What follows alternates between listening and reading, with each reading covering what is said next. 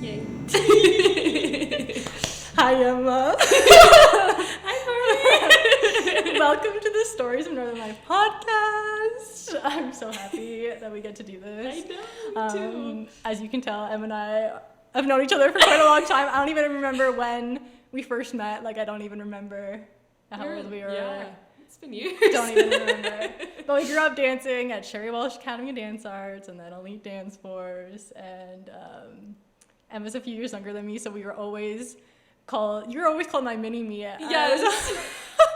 You're like my big dance sister. So I thought it was super funny. Like, I don't know if I think it was more so the way we acted in the dance studio as well. We always were like, yes. I don't know. And then obviously how we moved, we were just so similar growing up, like literally the same path. And then you went to the same university, same yes. program as me, and it just continued on the thing.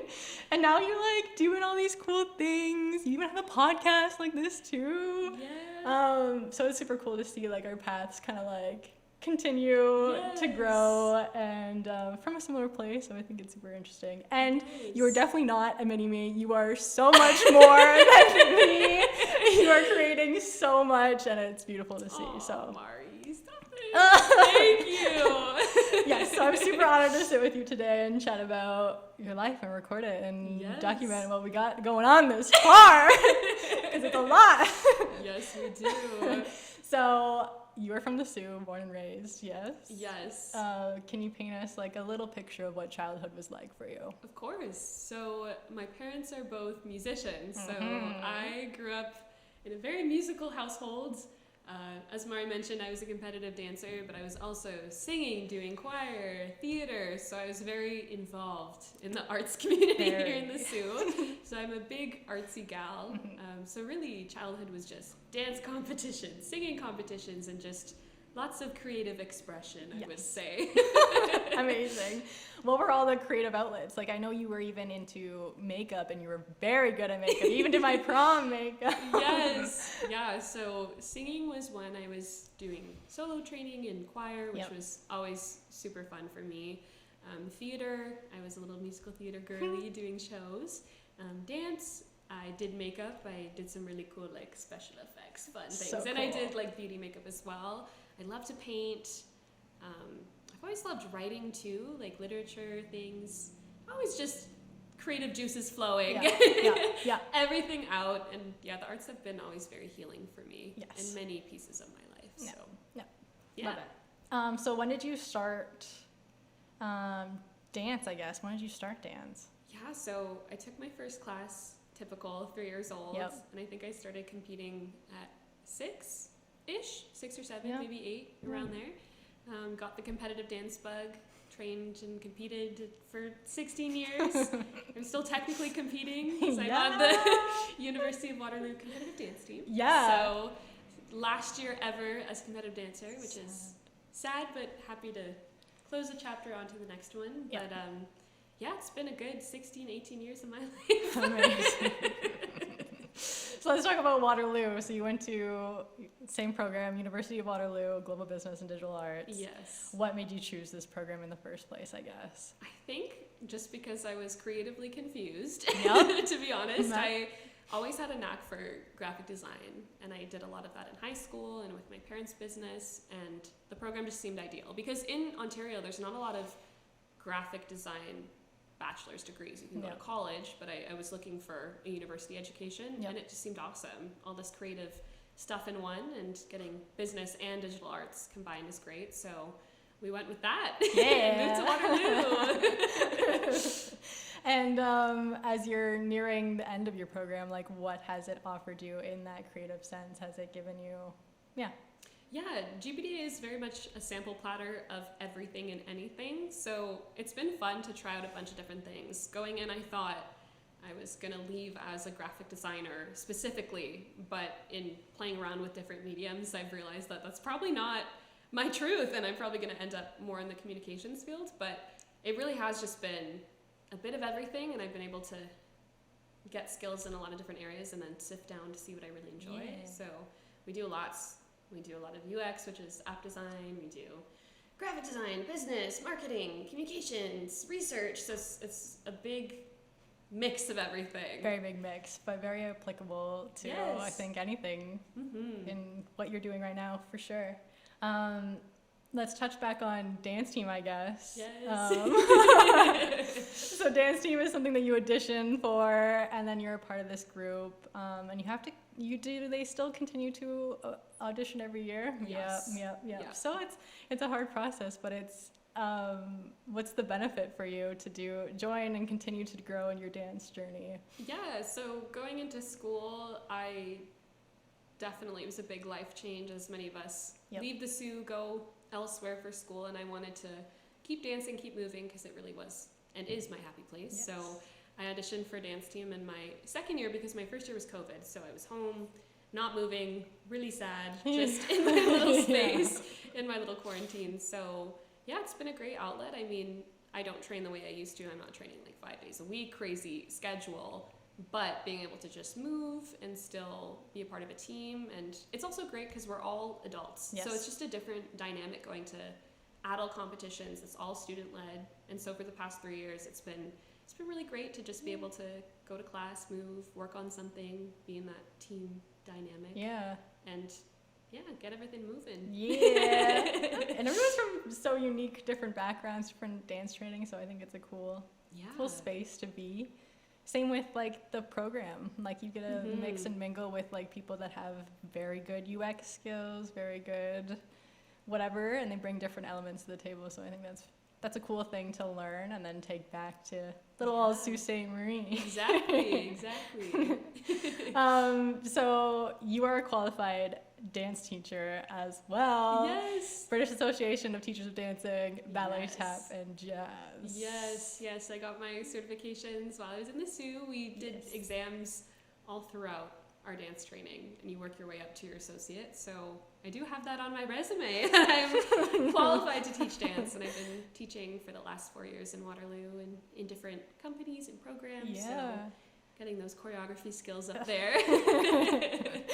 So I assume teaching came naturally to you in being like your parents and just the environment that you grew up in, but what was the transition from being a full-time competitive dancer to and performing all the time to then teaching? Yeah, so it was a natural transition. At a certain age, you kind of retire to teaching, but I also, when I was 16, I had a really bad injury, and then I developed a chronic illness, so my mobility and life entirely completely changed, and I was dealing with chronic pain and all these big health problems. So to stay involved in dance, I naturally was like, let's teach. Yes. And I had some experiences in my dance training that I was like, I would want to do this differently if I was a teacher. So I took all that wisdom and pain and sorrow and decided to start teaching fun classes that really cater to everyone. That's beautiful. So yeah, I am a little chronic illness warrior, but I still can move my body, thankfully. I'm very lucky to be able to still do things and on my own speed. But I just came to the teaching world and got hooked. I love it. Yeah. What are some ways that you can you hold space for people that have disabilities, different abilities, some actual ways that you create a different classroom? Yeah, I think being as accommodating as possible, which can look a lot of different ways, but I think it's just a mindset where you're celebrating everyone, because the competitive dance world is very able-bodied focused, and which it when you're competing and when you're at that level, there's expectations of what your dancers need to do, but in the recreational dance world, really just acknowledging that people come in with different skills, people have limitations, there's no shaming anyone for not doing something, and just creating a safe, happy environment to move, because dance should be for everyone. So I really just try and have a fun little old time in my classes and encourage everyone to do what they can, and there's never any shame or pressure in those scenarios. We just do things one step at a time, the way anyone and everyone can. That's beautiful. Yeah. So what kind of classes are you teaching? I saw that you were even teaching swing classes. That's so awesome. Yeah, so I work for a West Coast swing dance studio, which West Coast swing's a modern style of swing. So we dance to, it's a partner style, so we dance to popular music, pop stuff. So I don't teach the actual swing because I'm not qualified in that area because it's a whole different world. But I teach line dance, which is really fun. It's just like fun little solo dances. But I teach anything from contemporary, tap. I work with a really awesome team called Rhapsody Dance Project, and they just do classes and lessons for adults or people who have retired from the competitive dance scene. So we once a month do a couple different classes. So really whatever style I want to come in with, they're always so awesome. So welcoming. And so I've taught this month we did like a music theater type fun little jazzy moment, which is great. So whatever, and even with my parents' studio, I teach more theater based movement. So I'm really all over the place teaching different styles of moving and just get everyone flowing. Yes. And having fun. When you're done your program, we're going to build exactly that here. Because that's what we need. That's what we need. I love it. Let's go into, I guess, pageantry. Yes. Let's dive into that. Your whole new world. So obviously you have stage presence and with the years of dance. So like what was the start into pageantry for you? Yes. I love telling this story because it's very unconventional in terms of pageant girls. A lot of pageant gals, they grow up watching pageants and they're super girly and feminine and they just want to experience that. So they'll enter, have a great time, and they'll be hooked. And that was just not my experience. I was in high school and one of my friends was doing pageants and she would prep at lunch and she was doing all this community work, volunteering, events, public speaking, like all this intense prep, and I was really curious. So she was like, Emma, you should just do it. And this specific pageant had a really big cash scholarship. And at this point I was going to university, so it's like, I'm just gonna try it and hopefully I get that scholarship. But then COVID happened, so the pageant was postponed 2 years. And at this point, I was in my second year of uni. I was going through some really difficult life challenges. So at this point, I did not want to compete. I was like, I am not feeling my girly girl realness. I don't want to go. I'm mortified. I'm just in a really bad place. But I had made the commitment, so as the girl of integrity I am, I was like, I was just gonna go. So I went. I had a really nice time. I placed well in the competition, but I was like, that was cute. Closed chapter. Right. That's it. It was fun, but this isn't for me.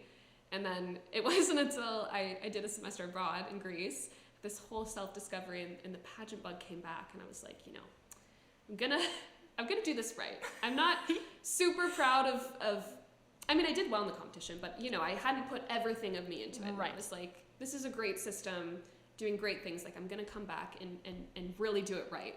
So I prepped all year, and this was last year, and then I walked away with first runner-up, 4 special awards, a really great scholarship, and then I was like, maybe I do like pageants.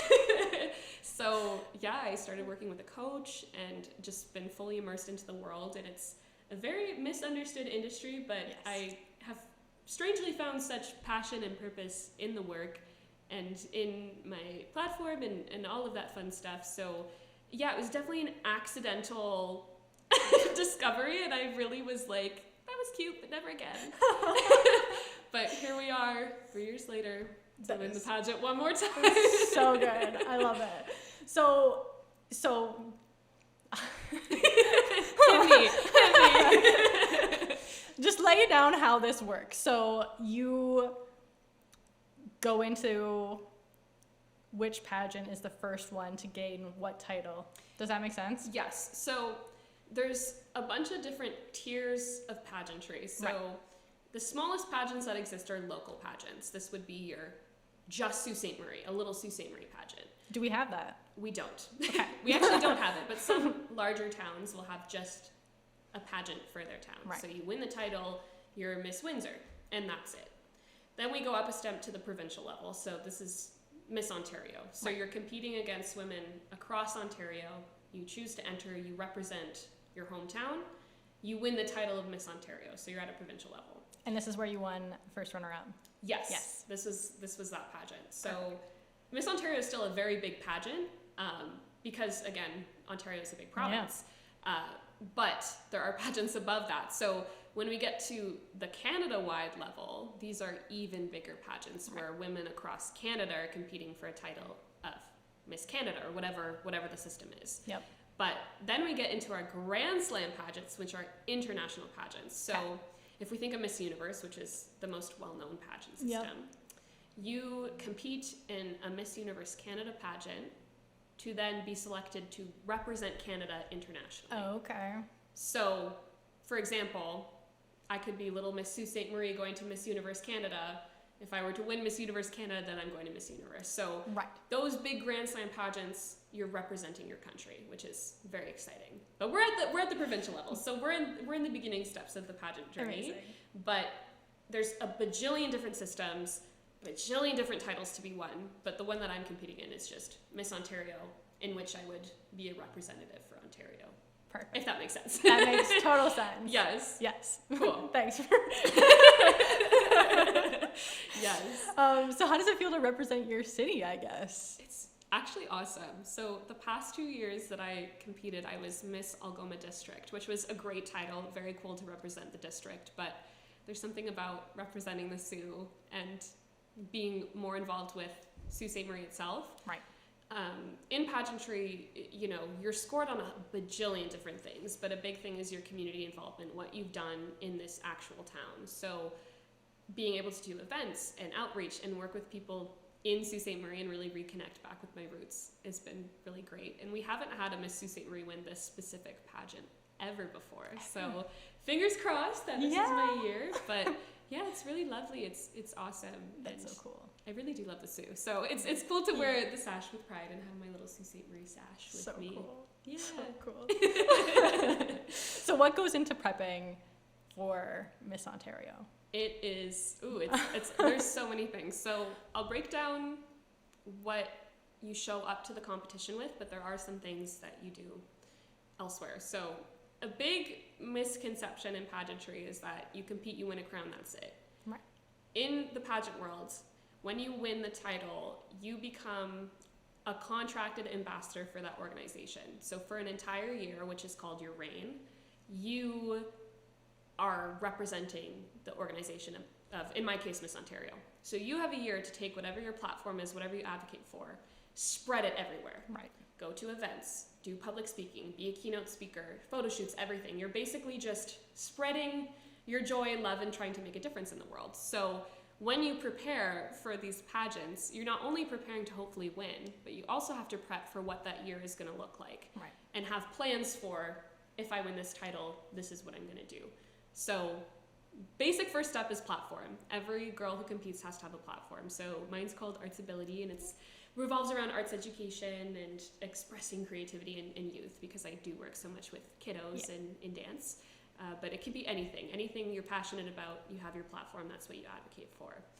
There's also a bunch of scored elements in the competition. So in this specific one, we have public speaking, which is a 1-minute speech of your choice. We have an Empower Her Woman of Influence project, which is like a whole portfolio of everything you've ever done in your life. And Wow. it's looking to find the most empowered, well-rounded woman. So you basically have to take everything you've ever made and done, and all of your achievements, all of your work, and you put it in this project. So that's, I believe, 20% of your score. So it's a big chunk. Wow. We also get a 5-minute interview with the judges. So there's a big panel, and you have 5 minutes to basically plead your case and be like, this is why I'm the best fit, and they can ask you anything. Some of these questions are crazy that I've been asked before. So that's a scored piece. Okay. You also have to get sponsorships, so a certain amount of businesses and supporters that go towards the pageant system. You have to fundraise. The pageant has an official charity, which is the Northern Ontario Families of Children with Cancer, which is a lovely nonprofit in Sudbury. So we have to fundraise and do events. We also have pre-pageant scores, which is how you show up on social media, how you show up in the community. So they're looking at literally everything you're doing before and during. The pageant is 3 days total, and throughout the whole competition, you have some scored pieces and some workshops, but they're always looking. They're always looking at how you're representing. So we have a preliminary competition, which is where we do the on-stage scoring. So we get an evening gown, which is our fancy gowns that we walk in, and we get a fun fashion, which is basically any outfit of our choosing in a specific color. So they score our walks, our presence, our confidence, everything. And then we also have introductions on stage. So you introduce your community, you introduce a bunch of different things, you do your platform, you just do all this speaking at these introductions. And then, after all of that, after all of the scores have been accumulated and tabulated, then we get down to the final competition where they break up top 10, top 15. That's when you're given the questions on stage, which is the scary part because they can ask you anything, they give you the mic, and you just have to go. Right. So really the whole competition breaks down the most well-rounded, well-spoken woman, essentially. Yeah. So there's a lot of pieces that go into it. We're given more scores for how much we do in the community, how much interviews we get, our appearances. Like, it really is just this nutshell of everything. So this particular pageant system is very character-based, which is why I love it. There are different pageants for different things, but it's great because it's a challenge and you have to do so much, and the scores really do reflect the kind of whole idea of what it means to be a Miss Ontario or a well-rounded gal. So interesting. Yeah. And so, like, so you competed this. When was the competition that you competed for Miss Ontario? You did it before, Yes. So last year it was in May. Okay. And you won 4 awards. I did. So they were the same titles as what you said they were judging you on. Yes. So Sorry. yeah, I'll explain that. It's cool. So in addition to Miss Ontario, first runner-up, second runner-up, third runner-up, fourth runner-up, they have special awards, special category awards. So basically they'll take the highest score out of this category or the person who made the best impression in this category. So not only are you getting a scholarship for winning and placing, but you also get additional scholarships for these extra awards. Okay. Different pageants have different special awards. Right. When we go to the Miss Universe level, those don't really exist the same way. Okay. But at Miss Ontario, they're great. They have all these special awards. So I won the Empower Her Project award, which was great. I won public speaking. I won Director's Choice, which is a special award awarded by the director. I was a runner-up for pre-pageant, which was just like how we showed up on socials and how we showed up. I was a social media winner, so I got a really cool social media sponsorship package from an agency because so cool. I guess I made really good content back in the day. And then I was also a talent finalist. So every award you can win, there's so many different awards. There's so many different categories. There's Miss Friendship, so the girls vote on who was kind of the nicest or the most friendly throughout the competition. We do an Essence Award where we all have to share a really personal story, and then the story you were most moved by, that person gets the award. So there's there's a top model award we do a photo shoot during the weekend, so whoever gave the top model look gets that award. So there's really awards for so many different pieces of the competition. I was very fortunate to get the ones that I did because they are very character-based awards, but there's something for everyone, which is really great. So you could walk away not even placing, but you can also get some special awards. So there really is little things for everybody. Yeah, that's so awesome. Yeah. I guess, what do you hope for during this pageant season? Yeah, so the coach that I'm working with right now is fantastic. Her name's Maria Gerlando, and she has made a 6-figure pageant coaching business, and she just teaches women to be the queens of their life. So a big piece of pageantry that I think not a lot of people get to see is that, yes, you're prepping for the system, and you want to look beautiful and elegant and be good in the competition, but you really do have to be a queen in your everyday life. And which is hard because, life is challenging, and it's hard to have daily confidence, and it's hard to have daily things that fill up your cup and that you're passionate about. So this pageant season, I really wanted to look at what my Emma everyday life looked like, aside from the pageant prep, aside from the runway. Like, what am I feeling about myself? It's been a big journey of confidence, of just, because when you compete, you have to know yourself so well. So well, yeah. Especially in interview, there's 30 other girls who are asked the same questions as you, and 30 other girls who are equally as talented and passionate as you. And you have to stand out in that 5 minutes of why you're the fit. So really it is this energy and confidence and inner light that always comes through with who's selected as a winner. So if anything, I've been really on a journey of finding things that I'm genuinely passionate about, really actually for real working on Emma confidence and being proud of myself and just becoming this little queen in my everyday life. And the coach that I work with is fantastic, and she really does a lot of mindset work. It's not just, let's practice interview questions. Right. It's like, let's address the demons in the closet. Yeah. And it's so important. I think a lot of people, you know, have perceptions of pageantry that it really is just a little beauty competition, but there's so much inner work that goes into to having the confidence to go on stage and having the trust in yourself. And so really, I think it has just been a journey of discovering Emma and reconnecting with my roots. That is beautiful. Yeah, so it's been fun. It's been very fulfilling outside of just the competition. I feel like I've honestly this year just blossomed in a lot of ways and found more happiness in my little everyday life. So good. It's been fun. So yeah. Good. I'm glad to hear it. Yes. So I found the Miss Canada pageant judge's manual from 1974, I think it said inside. Yes, 1974, June.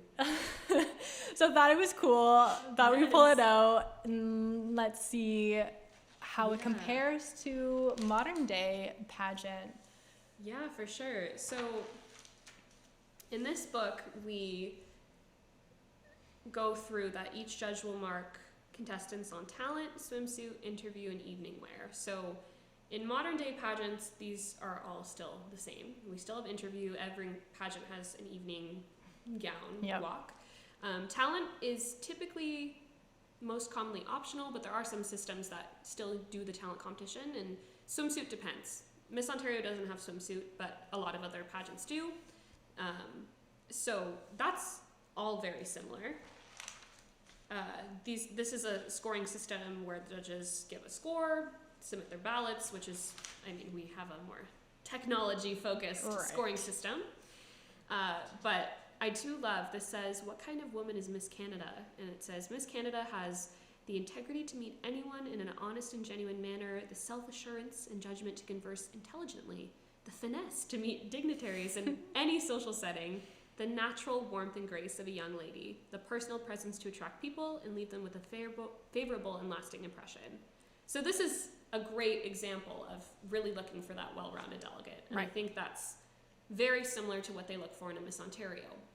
In different systems, they have different requirements, but really I think the essence of what pageantry is supposed to be and what a lot of systems are working to try and share with the public and bring back is that kind of well-rounded, kind, empathetic leader of a woman and celebrate women for all their hard work. So that's cool to see that this was written, that was the intention. It says to keep notes on every performance. Each contestant appears individually in a swimsuit. So when we do our runways, we walk out one at a time, so that's still the same. So in our evening gown, we walk out one at a time, do our little walk. This is all. Keep notes. Our judges at my competition as well keep notes on everything. Interview segment. This is interesting. Okay. As judges, you will have the opportunity to meet contestants at an informal meeting. Take advantage of this opportunity to observe each contestant and try to evaluate her intelligence, personality, and voice. Diction and general deportment at close range. Cool. So yeah, that's exactly it. Interview is typically in pageants the biggest score. Right. Because they're looking at who you are. Yep. Which is equally as important as how you present yourself on stage. So I saw earlier there's a list of questions. These are actually really challenging. Okay, give us a I don't even know where to start. As a representative of Canada abroad, what image would you like to leave of yourself as a Canadian? Great question. Like, these are great. What person in history intrigues you the most? Why? What qualities do you feel are most important in a man? Why? Interesting. Oh. How important do you feel a sense of humor is? Why? Like, there's a lot of questions on here about Canada. Ooh, if you were a judge at a beauty contest, what one thing would you consider to be most important in making a decision? There's things about Canadian history in here. Yeah, so a big piece of pageantry is being knowledgeable about what's going on in the world. So Miss Ontario doesn't do a ton of political questions, or even a ton of historical questions. They're more about who you are, so they'll ask you those more character-based questions. But in larger systems, they will hit you with world issues, politics, and you kind of have to just formulate an answer on stage about your beliefs. So those are challenging. But I because Miss Canada is a Canada-wide pageant, I'm not surprised that they have Canada-based questions in here. Makes sense. Yeah, this is awesome. So yeah, the questions that, I mean, we've all seen the fail videos of pageant girls bombing questions on stage. We've seen the bad answers, but there is definitely a skill to being able to think quick on your feet and answer elegantly. And yeah, I think we see a lot of fail videos more than we do the good videos. But I think there are a lot of women who compete in pageants who are doing really amazing things and who are able to answer these questions. Definitely. So, final competition impromptu segment. Yeah, this is all very similar. The format is the same, really, where you have a preliminary competition, you have a final competition, you're scored, they award the title and then the placements, and signed by all the judges. Yeah, so interesting. It's like the social media aspect. Obviously that's new.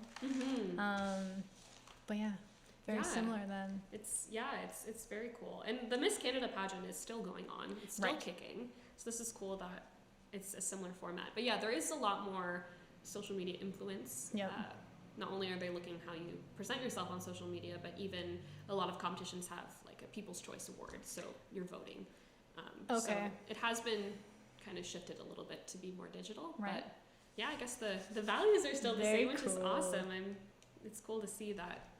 I think historically this is what pageantry was made to be. Yeah, the roots of it are still there. Yeah.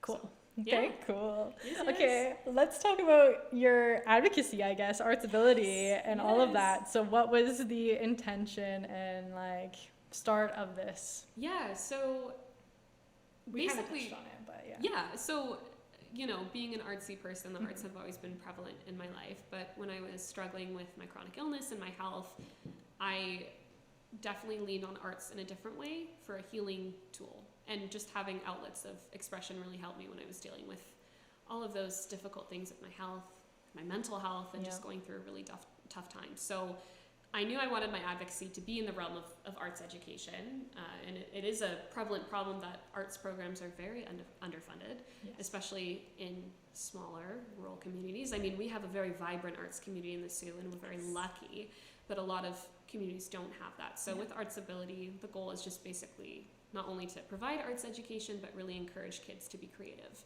because I really think those are the foundational blocks of expression and being confident in who you are. So with Arts Ability, I teach a lot of classes. I'm a dance teacher, and I also really work with my kiddos on being confident in using the arts to really empower yourself and get through challenging times. And then this year I also published a book, a children's book.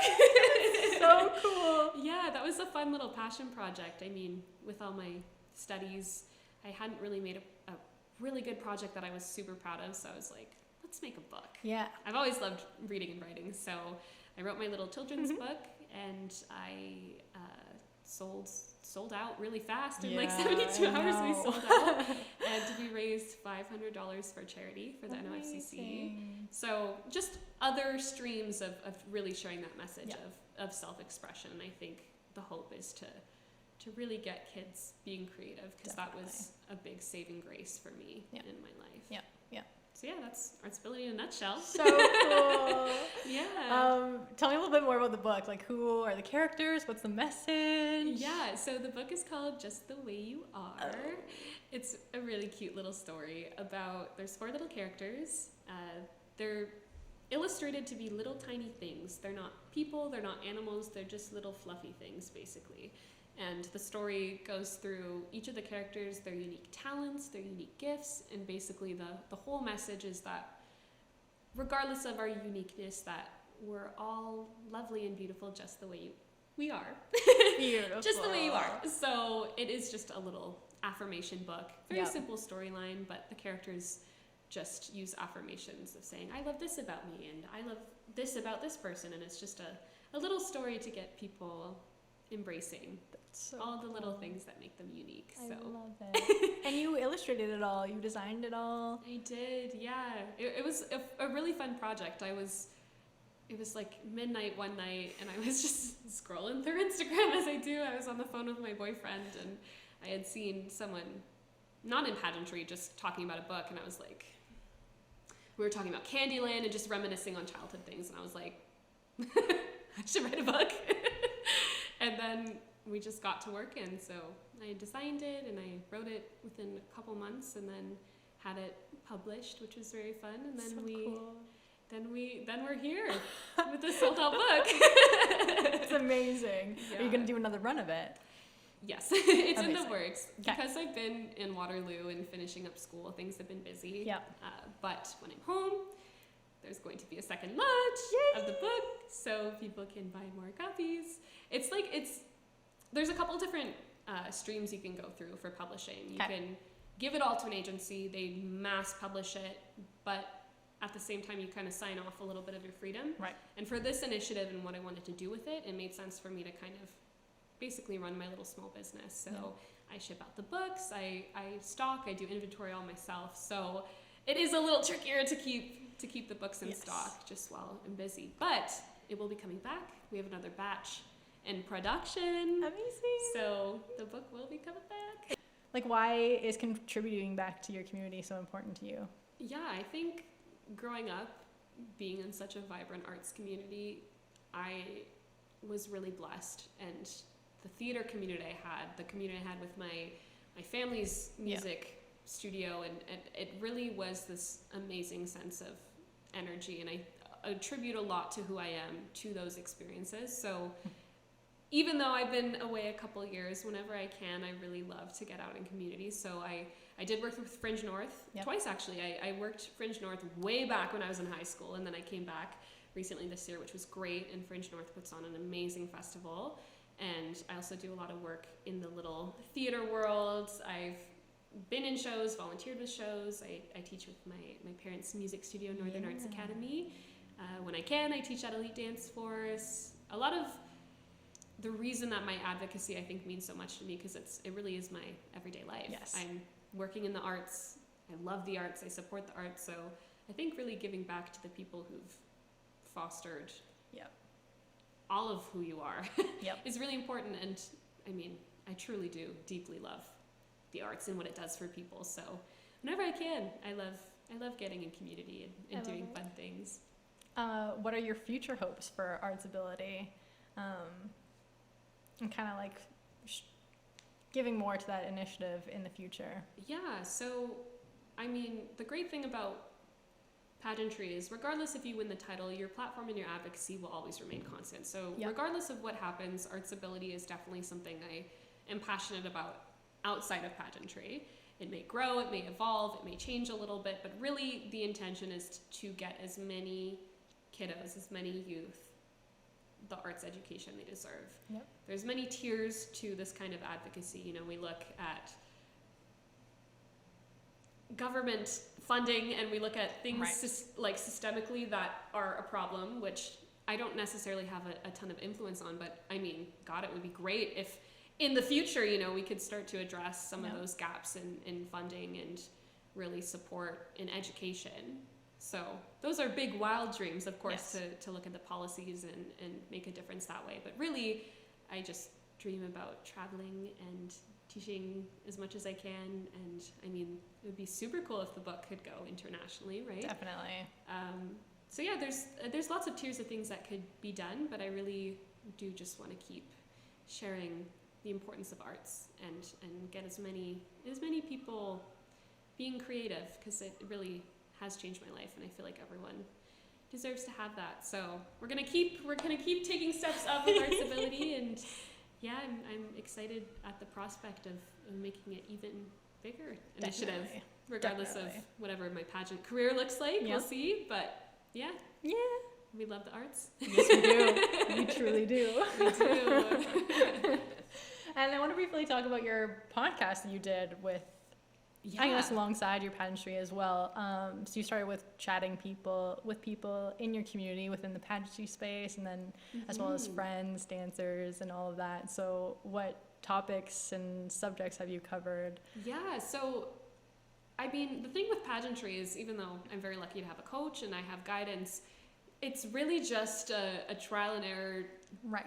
Try a bunch of things, do a bunch of things. So in my first semester of school, I really just wanted to connect with community. And the pageant industry is so big, so I was like, I really want to work on a project where I could talk to people. So I came up with my podcast called The Art of Acceptance. And you're right, I interviewed Sky Smith and a couple local people, and then we started branching out to gals in the States and in Europe and all over the place. But really, the goal behind the Art of Acceptance was to kind of have those conversations about societal norms and standards, and really kind of spotlight and highlight people who are breaking away from those norms. So episodes were really tailored to the guests that I had. There was some episodes on the arts. There was episodes about sustainability and environment, different people's advocacies, really just challenging those standards and celebrating people for what they did. So really, we had 12 episodes, 12 guests from all over the place, all different ages, all different careers. Like, it really was just a diverse group of gals. But so awesome. I guess the common theme was just empowering women to do great things in their designated sectors. So I got to have some really cool chats with people, and I got to really build those relationships. And now I have a really lovely group of pageant friends internationally who are doing amazing things, and it was nice to chat. Nice to chit chat. Definitely, and find little connections here and there. Was there a underlying message that continued throughout your podcasts, the conversations with people that stick out as a message for our listeners? Or I think while art stability is my main source of advocacy, a big piece of my personal journey has been self-acceptance. And a common theme with every single woman that I talked to was that they were all on a journey of accepting themselves. And, in this day and age, there's all this preaching about self-love. I love myself. And for a lot of us, that's really unrealistic to wholeheartedly love everything about yourself. So when I shifted personally my focus on acceptance, that became a much more reasonable goal of just accepting myself for who I am. So all of the ladies I talked to in their very complex lives and all the things that they were doing all agreed that really the key in life is to find acceptance for yourself and really embrace all of those wonderful quirks and things that make us who we are, and following your heart. All these gals really were doing some crazy different things. I did an episode with a girl who does eco-bricking and all this really cool sustainable art and things that I had never heard of before, and really her key to success was just staying true to who she was, which sounds cliche, but honestly, when you embrace what you have and what you love, I feel like you can live a very fulfilled, purposeful life. So acceptance all the way. I love it. Such a great message. I love it. So I guess, how else can we support you in this journey? So I mean, and follow along too. So I have a designated pageant page that I post very frequently on. I love it. It's at Miss Emma Dingle, and I have also an Instagram page for Art Stability. I think a big focus for me also this year is fundraising a lot. So when the book comes back, if you want to buy the book or check it out, that's a great way to support the charity. We do sponsorships for the pageant, which are great, but not everyone has the means to financially support delegates. And in Canada, pageantry isn't a big thing, so people aren't used to being like, here's my sponsorship. But that is an option. But most importantly, I think my focus is just to build community and really spread my light and sparkle everywhere. So you can see what I'm up to on the pageant page. And the competition's in June, so I will be floating around Sault Ste. Marie. I have a couple events that are happening in April, May, June that haven't been announced yet. But if you see things around town of events for charity, it has my name on it, so you should go. Definitely. Yes. Amazing. That's pretty much it. Yeah. Cool. So, is there anything else you want to touch on that we didn't get to today? I don't think so. I feel like we ticked all the boxes. Okay, good. Yeah, it's been great, Mark. Cool. Okay, so I have one final question that I've been asking everyone. Okay. It is 100 years from now. The Sioux Museum has an exhibit on you, Emma Dingle. What 3 artifacts would be on display, and what would the title of your exhibit be? Oh my goodness. Feel free to take a moment, think about it, but... You know what? Actually, in my pageant prep, a question that sometimes comes up in interview is, what would if you had a book on your life, what would it be called? And I honestly think The Art of Acceptance is a perfect title for my life journey, of the journey of Emma. So I think the exhibit would be called The Art of Acceptance. Artifacts, that's tricky, but fingers crossed this title becomes mine. Yep. So I would definitely maybe put a crown and sash in there. Yep. I feel like it's been actually quite a pivotal point in my life, regardless of pageantry itself, but just self-discovery. So yes. Crown and sash from a title. Yep. Maybe Miss Universe one day. We don't know. Oh, we don't know. yeah.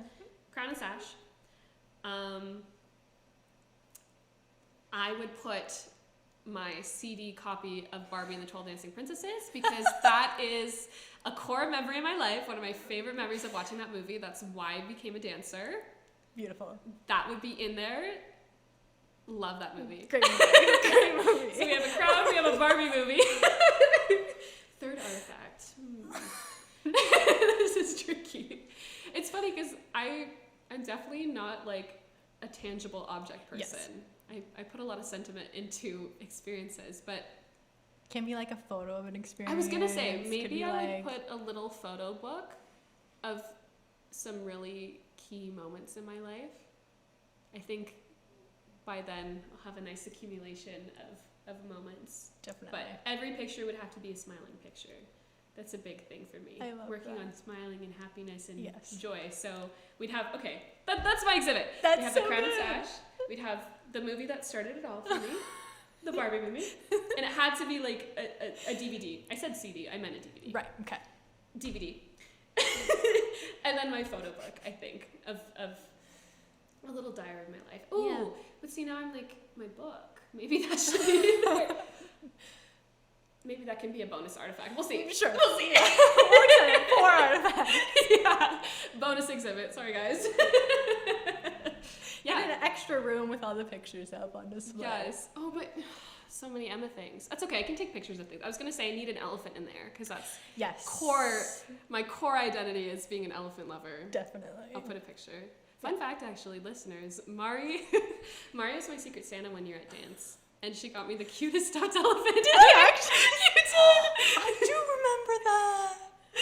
Yeah, I'm a big sucker for elephants. So I love that. we'll have a picture of an elephant in there in my photo book. I love it. Yeah. I'm happy you remember that. That's so cute. I think I still have it. I keep all the elephants I've ever gotten. I love that. He lives in my house somewhere. Okay. This is it. We did it! Yay! Thank you so much, Emma, for chatting with me today. I learned so much more about pageantry, about your life, and your message. I hope it resonates with people because it's very important. Sure does resonate with me, and Yeah. I hope we can spread more arts for our little ones. And yeah, it's important. Sharing is. storytelling and Yeah, that's a big thing in Yeah. pageantry. The power of storytelling Yeah. and sharing your story Yeah. and your passions and being so unapologetic about the things you love. So, amen. Amen, arts. We yes. love.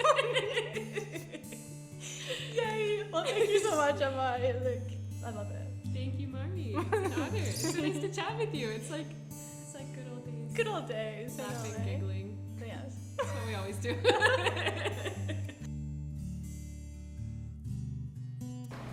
I always get a little shy to talk about, I love talking about the stuff I do, but not everyone gets it.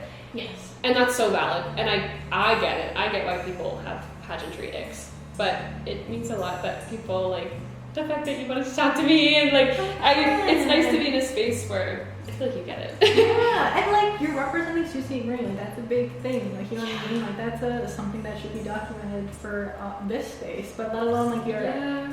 It's advocacy. cool. It's cool. It's Yeah. important.